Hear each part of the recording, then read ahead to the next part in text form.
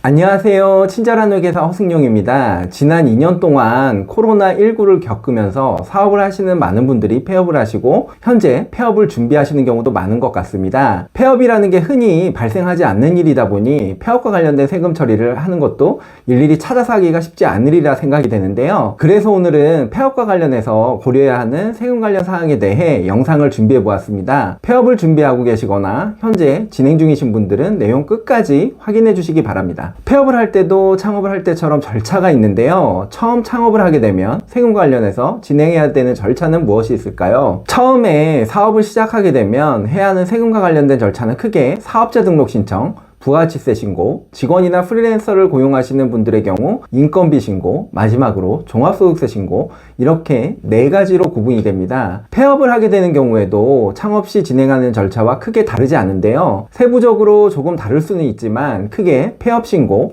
부가가치세 신고, 인건비 신고, 마지막으로 종합소득세 신고, 이렇게 4가지로 요약된다고 보시면 됩니다. 폐업을 결정하게 되면 제일 처음 진행해야 하는 절차는 바로 폐업 신고를 하는 것입니다. 폐업 신고의 경우 세무대리인이 있으신 경우에는 세무대리인에게 맡기시거나 세무대리인이 없으신 분들은 홈택스 또는 세무서 방문을 통해 신청이 가능하신데요. 사실 홈택스를 통해 간단하게 신청이 가능하기 때문에 세무대리인이 없으신 분들이라면 번거롭게 세무서를 방문하시기보다는 홈택스를 통해 신청하시는 것을 권해드립니다. 우선 홈택스 홈페이지로 이동하신 후 로그인을 하시고 나서 신청, 제출 클릭, 휴폐업 신고 클릭을 해주시면 폐업 신고를 할 수 있는 화면으로 이동이 됩니다. 여기에 폐업 일자와 폐업 사유를 선택해 주시고 추후 서류를 송달받을 장소를 기재하고 제출해 주시면 폐업 신고가 마무리됩니다. 정말 간단하죠? 다만 폐업 신고를 하시기 전에 유의하실 부분이 있는데요. 폐업일 이후 날짜로는 세금계산서나 계산서 발행이 불가능하고 세금계산서나 계산서를 받을 수도 없습니다. 특히 매입세금계산서를 폐업일 이후에 발급받으시는 경우에는 매입세액공제가 되지 않는다는 점 꼭 유의해 주시기 바랍니다. 세금계산서를 발행하거나 발행받으시는 경우라면 반드시 폐업일 이전에 세금계산서나 계산서를 모두 주고받고 하셔서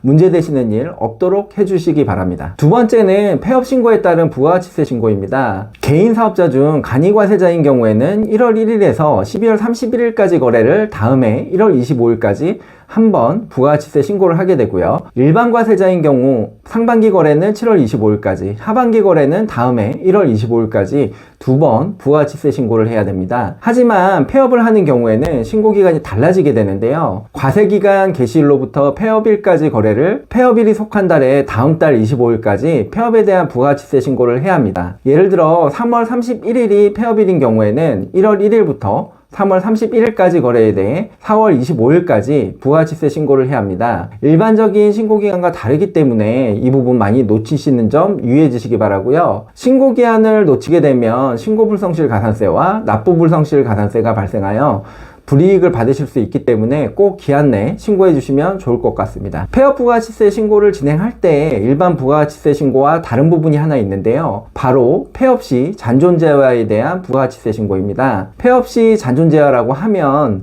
사업을 하면서 매입하고 부가가치세 공제를 받은 자산 중 폐업 시점에 남아있는 재고자산, 비품, 기계장치, 시설장치 등을 말하는데요. 이러한 자산들은 판매하거나 사업용으로 사용하는 것을 전제로 부가가치세 공제를 받았기 때문에 폐업을 하게 되는 경우 폐업 시점에 남은 재화를 개인 사업자가 대표님 개인에게 공급한 것으로 보고 부가가치세를 징수하게 됩니다. 재고자산과 같이 감가상각자산이 아닌 경우에는 시가로 부가가치세가 과세가 됩니다. 예를 들어 개인 사업자인 일반 과세자가 폐업 시 자녀재산의 시가가 1,000만 원인 경우 1,000만 원에 10%인 100만 원을 추가로 납부해야 합니다. 감가상각이 되는 자산의 경우 계산 방식이 조금 다른데요. 비품과 기계장치와 같은 자산의 경우 잔존자에 대한 과세표준은 취득가액에서 부가가치세 과세 기간수의 25%를 곱한 것만큼 차감한 비율을 곱한 금액으로 부가가치세 과세표준을 계산하게 됩니다. 부가가치세 과세기간이 6개월이기 때문에 1,000만 원짜리 비품을 취득한 후 1년이 지났다면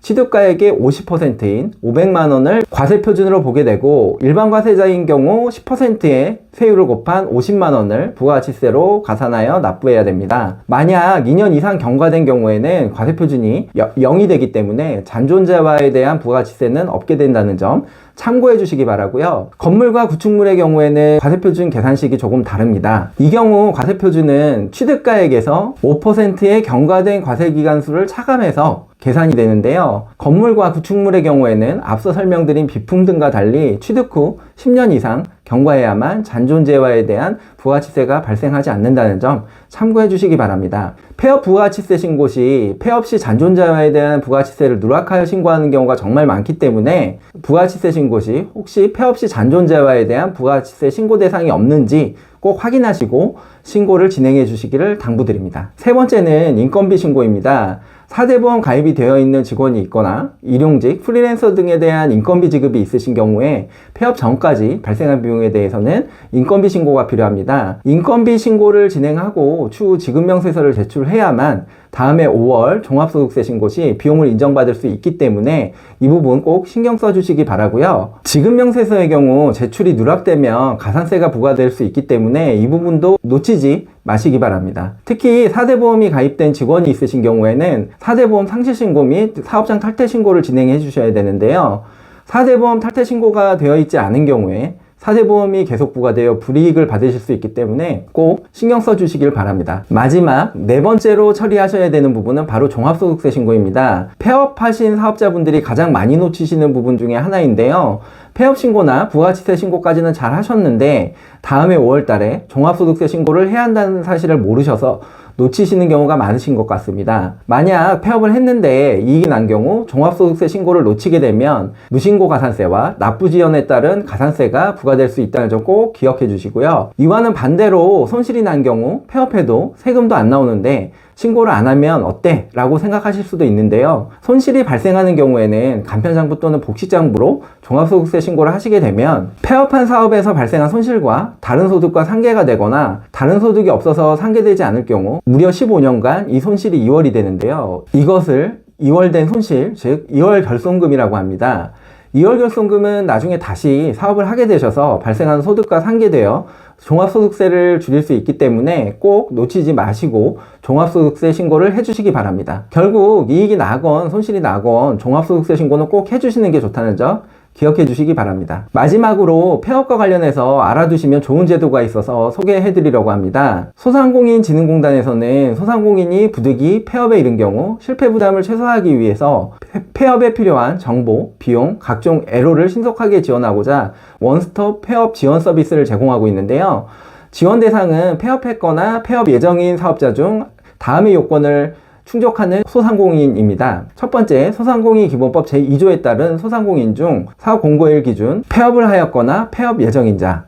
두 번째, 소상공인 정책자금 지원 제외 업종에 해당하지 않는 사업자. 그리고 세 번째, 사업자 등록증 또는 폐업사실 증명원상 사업 개시일이 60일 이상 경과된 소상공인. 이렇게 선정된 소상공인에 대해 사업 정리 컨설팅, 점포 철거 지원, 법률 자문, 채무조정 패키지를 제공하게 되는데요. 사업 정리 컨설팅의 경우 세무, 부동산 등 5개 분야에 대한 자문을 제공하고 있는데 최대 3개 분야를 신청 가능하다는 점 참고해 주시기 바랍니다. 자세한 내용은 소상공인진흥공단 홈페이지에서 소상공인 마당 클릭 후 재기 지원, 희망 리턴 패키지 클릭 후 원스톱 폐업 지원 서비스를 선택해 주시면 구체적인 사업 내용 및 서비스 신청이 가능합니다. 문의사항이 있으시면 중소기업 통합 콜센터 국번 없이 1357로 전화해 주시면 된다는 점 참고해 주시기 바랍니다. 지금까지 폐업 시 세금과 관련하여 진행해야 되는 절차에 대해 알아보았는데요. 앞서 설명드린 절차 꼼꼼히 확인하셔서 불이익을 받으시거나 손해보시는 일 없으시길 바라고요. 내용이 어렵거나 복잡하다고 생각하시는 분들은 회계사나 세무사와 같은 세무대리인과 반드시 상의 후 진행해 주시길 바라면서 오늘의 영상을 마치도록 하겠습니다. 이상 친절한 회계사 허승용이었습니다. 감사합니다.